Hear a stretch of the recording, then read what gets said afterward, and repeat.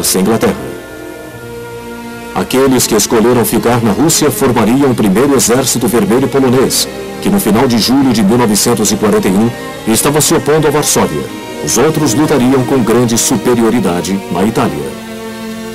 Mas desde junho de 1940 havia um governo polonês no exílio, em Londres, liderado pelo general Władysław Sikorski.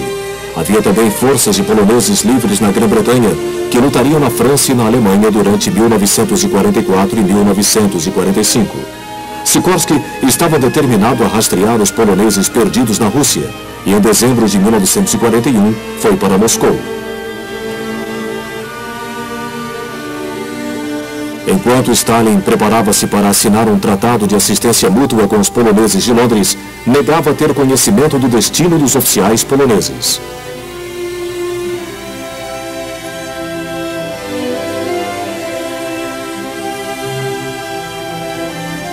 Então, em abril de 1943, a rádio alemã noticiou que uma sepultura comum, contendo os corpos de 4.500 oficiais poloneses, foi encontrada em Katyn, perto de Smolensk, na Rússia. Os alemães acusaram Moscou dessa atrocidade.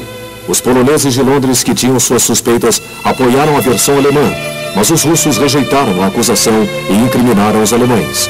O governo britânico, não desejando ofender seu aliado oriental, apoiou Moscou para a aflição dos poloneses de Londres.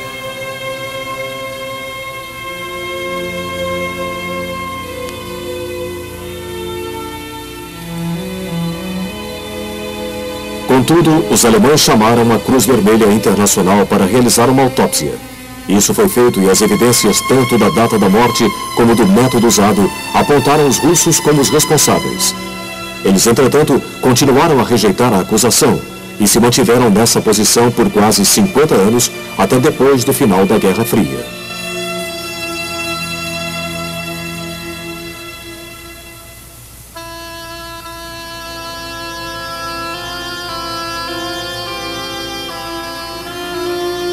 Katyn piorou as relações entre os poloneses de Londres e Moscou, que foram ainda mais agravadas pela decisão russa de criar seu próprio governo fantoche polonês. Mais de um ano depois, com os russos fora de Varsóvia, os alemães fizeram um sepultamento digno para as vítimas de Katyn. Dentro da cidade, um exército secreto bem grande, o Exército da Pátria Polonesa, estava a postos. Os poloneses de Londres tinham dito a seus compatriotas que eles poderiam se levantar contra os alemães quando chegasse a hora. Os poloneses de Varsóvia estavam convencidos de que ela havia chegado. Em 31 de julho de 1944, o Exército da Pátria Polonesa em Varsóvia decidiu rebelar-se contra os alemães no dia seguinte. Eles o fizeram mesmo sabendo que em abril de 1943, os judeus no gueto de Varsóvia também tinham se insurgido contra seus opressores e que os alemães os tinham derrotado com grande crueldade. Dessa vez, entretanto, os canhões russos poderiam claramente ser ouvidos do outro lado de Vístula. Assim, a revolta foi antecipada. Os alemães rapidamente levaram reforços para a área de Varsóvia e a luta continuou. Infelizmente para o Exército da Pátria Polonesa, os russos tinham decidido suspender sua grande ofensiva no verão de 1944, nos lugares onde havia perdido a força. Os poloneses assim ficaram por sua própria conta. Os alemães empregavam todas as armas disponíveis, castigando ainda mais a cidade já oprimida.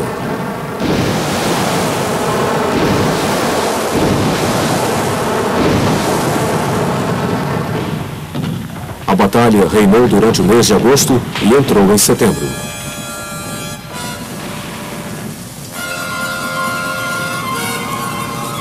Os apelos norte-americanos e britânicos aos russos para ajudá-los a lançar suprimentos aos acampamentos poloneses sitiados eram ignorados. Gradativamente, a resistência polonesa era esmagada.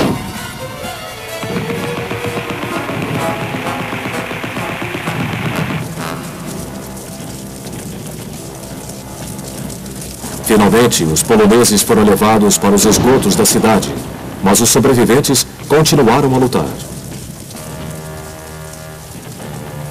Em 2 de outubro, o general Tadeusz Bohr-Komorowski, o comandante polonês, foi forçado a se render. No final de novembro de 1943, os três grandes, Churchill, Roosevelt e Stalin, encontraram-se em Teherã, no Irã, a antiga Pérsia, para uma das maiores conferências estratégicas dos aliados em tempo de guerra. Um acordo provisório foi firmado em que os limites da Polônia pós-guerra deveriam ser desviados para o leste, mas não houve discussão sobre que tipo de governo o país gostaria de ter. Quase um ano mais tarde, pouco depois do final da revolta de Varsóvia, Churchill foi para Moscou encontrar-se com Stalin. Eles concordaram que deveria ser instituído um governo de unidade nacional com poloneses apoiados tanto por Londres como por Moscou, mas não foram adiante por medo de causar cisões na aliança. Com a tensão na Europa Oriental e nos Balcãs, Churchill e Stalin chegaram ao acordo de que a Hungria deveria ter igual influência da Rússia e do Ocidente. A Romênia e a Bulgária estariam na esfera de Moscou, e a Grécia com as potências ocidentais. Eles foram forçados a fazer esse acordo porque sabiam que os alemães estavam começando a se retirar dos Balcãs para evitar serem isolados pelas ofensivas russas mais ao norte.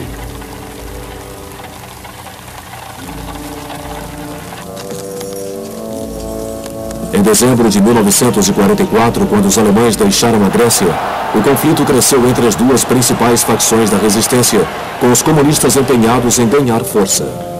Tropas britânicas atravessaram a Itália apressadamente para acabar com os comunistas na Grécia, e uma intensa luta teve lugar em Atenas e em outros lugares. Stalin, no entanto, não deu nenhum apoio aos comunistas gregos que foram forçados a assinar um armistício em janeiro de 1945. Na Iugoslávia, também havia dois grupos de resistência que não cresceram especificamente durante as conversas de Churchill e Stalin. Os Setniks, baseados na Croácia, apoiavam a monarquia e inicialmente foram amparados pela Grã-Bretanha. Os comunistas eram liderados por Josip Broz, mais conhecido como Tito, que viria a ser o líder partizan que mais se destacaria na guerra.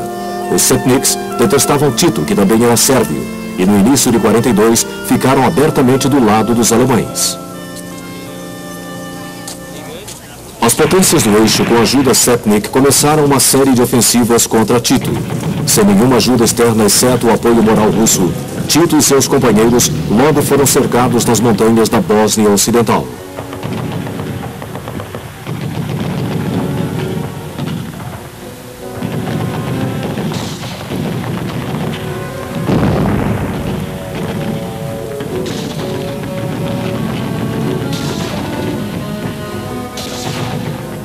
Ainda assim, a despeito das tremendas dificuldades, Tito conseguira, ao final de 1942, reunir uma força de 150 mil seguidores bem disciplinados. No verão de 1943, a Grã-Bretanha finalmente reconheceu os esforços de Tito e começou a mandar armas e outros suprimentos. Mas na primavera seguinte, os alemães, determinados a acabar com ele de uma vez por todas, armaram uma nova ofensiva contra os partisãs. Tal foi a pressão que Tito foi forçado a deixar o continente e mudar-se para o mar Adriático, para a ilha de Vis, onde os britânicos tinham instituído uma base de forças especiais para apoiá-lo e ao movimento de resistência comunista na Albânia. No outono de 1944, com as ofensivas russas em direção oeste forçaram os alemães a começar a se retirar dos Balcãs, Tito pôde voltar de vez para o continente e atormentar os alemães. Seus esforços evitaram que os alemães mandassem tropas para bloquear os russos.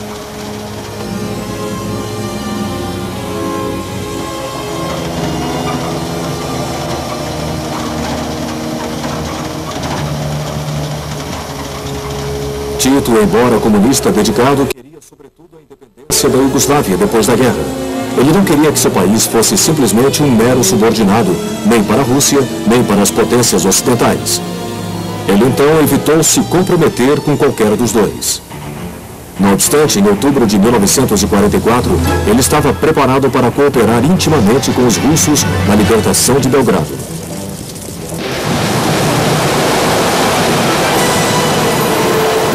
Mesmo assim, foram necessários 6 dias de intensa luta até que a capital iugoslava fosse tomada.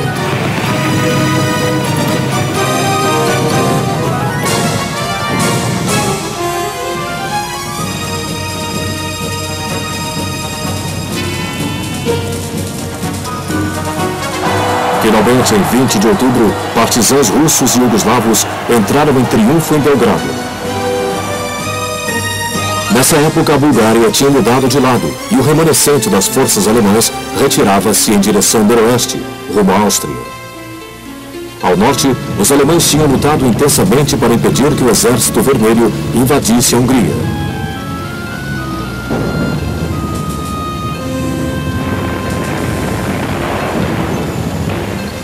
Antes do final de 1944, eles tinham repelido nada menos que 3 tentativas russas de sitiar a capital Budapeste.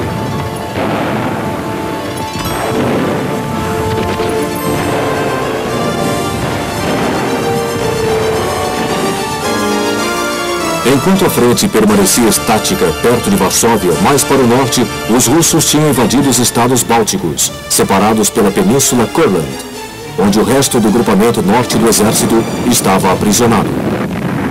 Esses ataques foram levando os russos cada vez mais para perto do solo alemão, ou seja, a Prússia Oriental.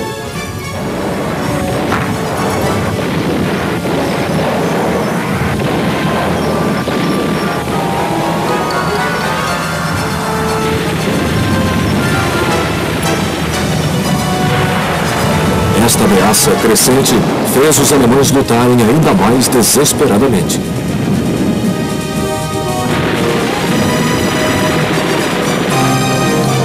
No extremo norte também havia avanço russo. Suas forças estavam levando os alemães do norte da Finlândia para a Noruega. Conforme os alemães saíam, destruíam tudo. Como os russos tinham libertado